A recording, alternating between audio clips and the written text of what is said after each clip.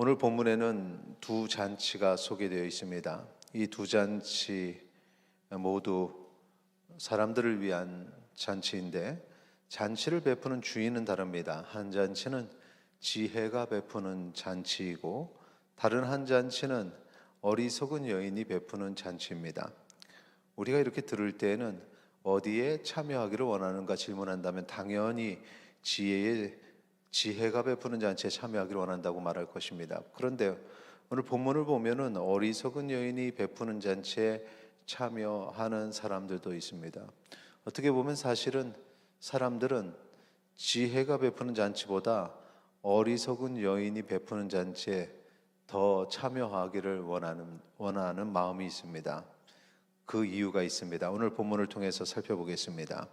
자, 우리 첫 번째 지혜 잔치는 1에서 7절까지의 내용인데 그 내용을 살펴보니까 이 지혜 잔치의 지혜는 정말 준비를 잘했다는 것입니다. 1절, 2절 말씀 우리 다시 한번 읽도록 하겠습니다. 지혜가 그의 집을 짓고 7 기둥을 다듬고 짐승을 잡으며 포도주를 혼합하여 상을 갖추고.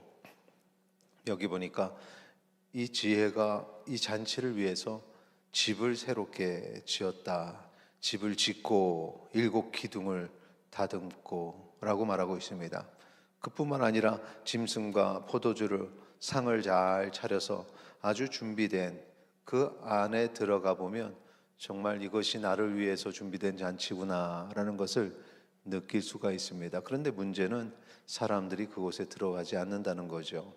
자, 사람들을 초청하는 모습을 보면은 3절에 자기의 여종을 보내어 성중 높은 곳에서 불러 이르기를 어리석은 자는 이리로 돌이키라. 또 지혜 없는 자에게 이르기를 너는 와서 내 식물을 먹으며 내 혼합한 포도주를 마시고. 이렇게 3절에서 5절까지 기록이 되어 있습니다. 지금 여기서 지혜가 베푸는 잔치에 초청되는 사람들 다시 한번 보죠. 4절 같이 읽도록 하겠습니다. 어리석은 자는 이리로 돌이키라. 또 지혜 없는 자에게 이르기를. 지금 여기서 대상은 어리석은 자, 지혜 없는 자입니다. 여기서 우리가 첫 번째 사람들이 왜 지혜 잔치에 가지 않고 어리석은 여인이 베푸는 잔치에 가는가? 그들 스스로가 어리석고 지혜가 없기 때문에 그렇다는 것을 알 수 있습니다. 사실은 그 집에 들어가면은 앞에서 말씀드린 것처럼 잘 차려진 잔치, 정말 나를 위해서 차려진 잔치를 즐길 수가 있는데 들어가질 않는다는 거죠. 겉으로 보고 판단을 한다는 것입니다. 자, 왜 이 사람들이, 이 어리석은 자들이, 지혜 없는 자들이 그곳에 가는 것을 꺼려하는가? 조건이 있기 때문에 그렇습니다. 그 조건 6절에 있습니다. 같이 읽겠습니다. 어리석음을 버리고 생명을 얻으라. 명철의 길을 행하라 하느니라. 어리석음 자에게 어리석음을 버리라고 말합니다. 명철의 길을 행하라고 합니다. 이게 맞지 않는 것입니다. 그 새로운 집에 들어가서 그 새로운 상을 누리려면 내가 이 어리석음을 버려야 되는데 나를 버리는 것이 쉽지 않습니다. 이것이 너무 불편한 거죠. 내가 뭔가 다르게 행할 때 이것이 때로는 가시적인 것 같고 어리석음을 버린다고 하면서도 버려지지가 않는 것 같습니다. 어떻게 볼 때는 그 안에 들어가서 어떤 사람은 자기가 어리석음을 버린 것처럼 행동하는데 결코 버리지 못한 모습들이 나옵니다. 그래서 또 사람 때문에 실망하게 됩니다. 이런저런 이유로 그 잔치상에 머는 것이 불편하다는 것입니다. 그래서 조건을 받아들이고 잔치에 참여하는 사람은 생명을 얻게 되는데 생명을 얻으라. 어리석음을 버리고 생명을 얻으라.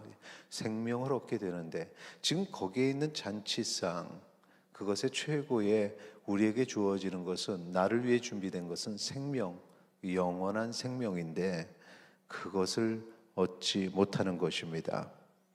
오늘 이 잔치상이 어디에 있습니까? 우리가 지혜롭게 어리석음을 버리고 지혜에 의해서, 여기서 지혜는 계속해서 말씀드렸듯이 하나님의 말씀입니다. 하나님의 말씀으로 지혜롭게 되는 것, 하나님의 말씀으로 거룩하게 되고 하나님의 말씀으로 영원한 생명을 얻는 것, 그것은 바로 교회입니다. 그리스도의 몸된 교회, 이곳에 잔치상을 차려놓고 어리석은 자 불러서 하나님께서 우리에게 지혜를 주시기를 원하고 그 지혜로 말미암아 어리석음을 버리고 영생을 누리게 하시는데, 사람들이 여기에 들어오는 걸 불편하게 생각한다는 것입니다. 그러나 들어와서 그 상에 차려진 것을 먹고 마시면, 우리 주님과 함께 그 마지막 만찬을 누리면, 주님의 몸과 피를 나누면, 그러면 우리는 참된 자유함과 영생을 누리게 되는데, 오늘 이 잔치에 참여하시는 우리 주님의 자녀, 우리 주님의 백성 되신 성도님들은 그 영생을 누린 줄 믿습니다. 어리석음을 버리고 생명을 얻은 자들이죠. 자, 두 번째 잔치 보겠습니다. 13절에서 18절까지 기록이 되어 있는데, 이 잔치는 말씀드렸던 것처럼 미련한 여인이, 어리석은 여인이 베푼 잔치입니다. 14절 같이 읽겠습니다. 자기 집문 앉으며 성읍 높은 곳에 있는 자리에 앉아서, 여기에 보니까 자기 집문에 앉아서 사람들을 부른다는 거죠. 앞에 지혜의 잔치는 새롭게 지어진 곳, 예수 그리스도의 몸된 교회, 그 십자가의 보혈로 갖춰진 그런 천국의 잔치에 우리를 부르시는데, 미련한 여인은 그냥 늘 그렇게 지내오던 모습 그대로 거기서 부르는 것입니다. 오라는 거예요. 음식은 어떤 음식입니까? 17절 같이 있습니다. 도둑질한 물이 달고 몰래 먹는 떡이 맛이 있다 하는도다. 지금 가져온 물과 떡도 다 훔쳐온 것, 자신의 것이 아니죠. 훔치다는 것, 인간의 소욕을 위해서 욕심을 부려서 가져온 것들. 그런데 사람들은 그것에 희열을 느낀다는 겁니다. 내가 필요한 것을 훔쳐다가 먹는 것, 그렇게 남의 것을 그냥 가져와서 먹는 것, 이것이 스릴이 있고 그것이 재미가 있고 그것이 정말 나를 만족시킨다고 생각하는 것입니다. 그래서 어리석은 자들이죠. 그런데 그렇게 얻는 음식들이 얼마나 내 영혼을 채우는가, 내가 얼마나 그것으로 만족하는가, 이 잔치가 얼마나 내게 기쁨이 되는가, 길지 않다는 겁니다. 잠깐의 희열이요, 잠깐의 기쁨입니다. 조금 더 강하게, 조금 더 강하게 내 희열을 만족하기 위해서 죄에 죄를 더하게 되고 악에 악을 더하게 됩니다.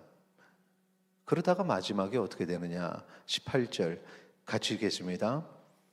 오직 그 어리석은 자는 죽은 자들이 거기 있는 것과 그의 객들이 수올 깊은 곳에 있는 것을 알지 못하느니라. 마지막이 죽게 된다. 수올 깊은 곳, 지옥에 가게 된다. 이미 앞서서 그렇게 된 사람들이 그곳에 있는데 이 어리석은 자는 그걸 모릅니다. 그 상황들을 보면서 나도 그렇게 될 것을 깨달아야 되는데 깨닫지 못하고 계속해서 그 미련한 여인의 그 잔치에 그 못된 것들을, 그 악을, 그 죄를 계속해서 먹고 또 먹게 되는 것입니다. 그곳에는 생명이 없고 죽음뿐인데, 그런데도 그걸 모르는 그 어리석은 자들, 이미 앞에서 말씀드렸던 것처럼 두 잔치 앞에 서 있는 모든 사람들이 다 어리석은 자들입니다. 한 사람도 처음부터 이 어리석음을 벗고 지혜 가운데 서 있는 사람은 없습니다. 자, 이제 여기서 결단이 필요한 거죠. 그냥 어리석음 그대로 내가 편한 곳으로 나아가 사느냐, 아니면 어리석음을 버리고 영생이 있는 잔치로 나아가느냐. 4절에 그리고 16절의 말씀 잠깐 보면은, 자, 4절 말씀, 어리석은 자는 이리로 돌이키라 또 지혜 없는 자에게 이르기를. 16절 보시죠. 똑같습니다. 어리석은 자는 이리로 돌이키라 또 지혜 없는 자에게 이르기를. 어리석은 자를 부를 때 어리석은 자의 마음이 어떻게 하면 동하느냐? 하나님께서 택하시고 성령께서 주장하시는 사람, 그 사람은 어리석은 자일지라도 그 마음이 움직이고 깨닫게 되고, 그래서 주의 전으로 나가게 되고 택한 자가 그렇게 구원을 받게 되는 것입니다. 오늘 우리가 바로 이곳에 있습니다. 어리석음을 버리고 생명을 얻고 명철의 길을 가는 지혜로운 자의 삶을 사는 그 길에 우리가 있습니다. 어쩌면 우리가 이 잔치 가운데 있지만 내 마음에는 아직도 어리석음이 있어서 저쪽 잔치에는 무엇이 있지? 저쪽이 나한테 더 맞는 것이 아닌가라는 유혹을 늘 받습니다.